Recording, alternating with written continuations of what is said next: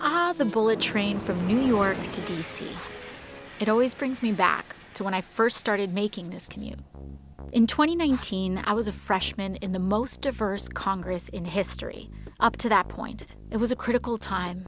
I'll never forget the children in our community. They were so inspired to see this new class of politicians who reflected them, navigating the halls of power. It's often said, you can't be what you can't see. And for the first time, they saw themselves.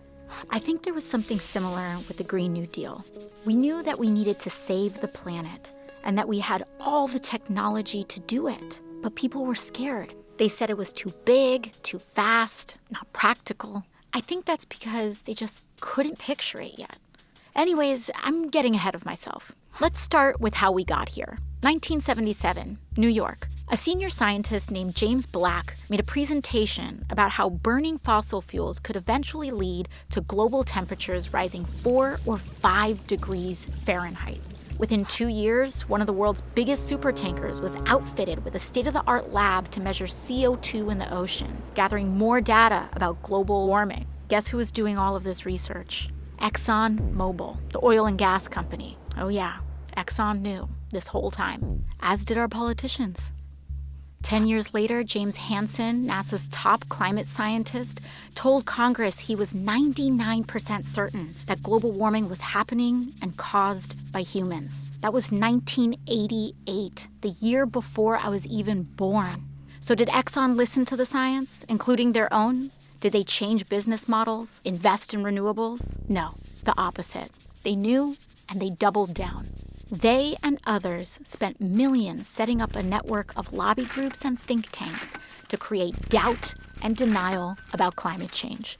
It was an effort designed to attack and dispute the very kind of science they themselves had been doing. And it worked. Politicians went to bat for fossil fuels, and these massive corporations kept digging and mining, drilling and fracking like there was no tomorrow. America became the biggest producer and consumer of oil in the world. Fossil fuel companies made hundreds of billions, while the public paid the lion's share to clean up their disasters. We lost a generation of time we'll never get back. Entire species will never get back. Natural wonders gone forever.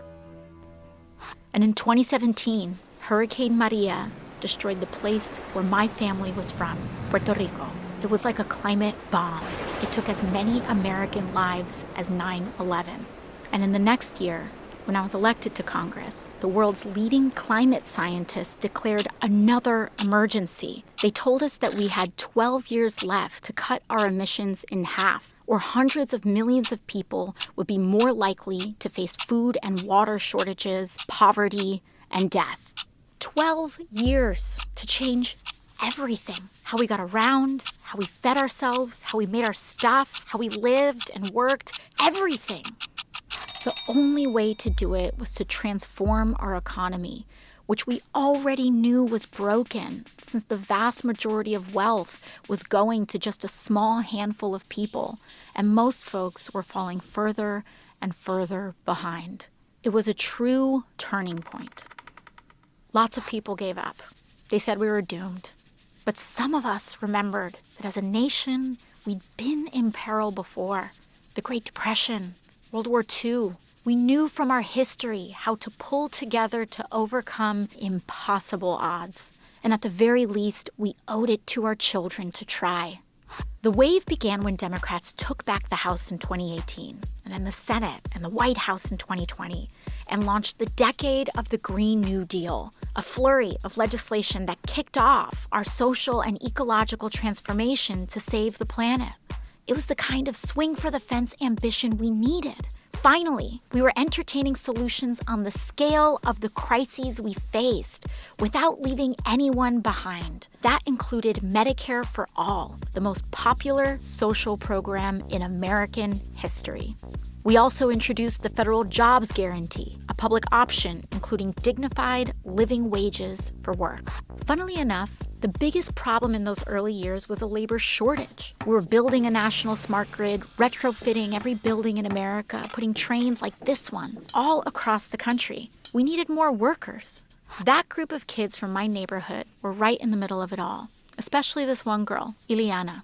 Her first job out of college was with AmeriCorps Climate, restoring wetlands and bayous in coastal Louisiana. Most of her friends were in her union, including some oil workers in transition. They took apart old pipelines and got to work planting mangroves with the same salary and benefits. Of course, when it came to healing the land, we had huge gaps in our knowledge. Luckily, Indigenous communities offered generational expertise to help guide the way. Ileana got restless, tried her hand as a solar plant engineer for a while, but eventually made her career in raising the next generation as part of the Universal Child Care Initiative. As it turns out, caring for others is valuable, low-carbon work, and we started paying real money to folks like teachers, domestic workers, and home health aides.